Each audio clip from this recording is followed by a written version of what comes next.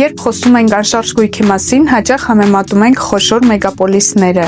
Լոնդոն, Նյու Յորք, Սինգապուր և Դուբայ։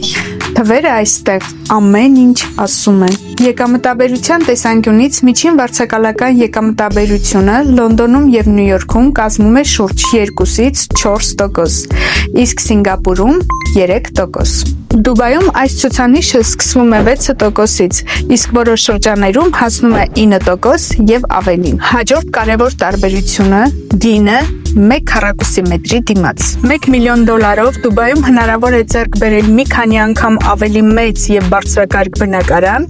քան նույն գումարով Լոնդոնում կամ Նյու Յորքում։ Բայց ամենակարևոր գործոնը հարկային միջավայրը։ Դուբայում չկա անշարժ գույքի տարեկան հարկ, չկա վարձակալական եկամտի հարկ և չկա կապիտալ աճի հարկ։ Եվ հենց սա է պատճառը, որ այսօր ներդրողները ոչ թե միայն համեմատում են, այլ գիտակցված ընտրություն են կատարում։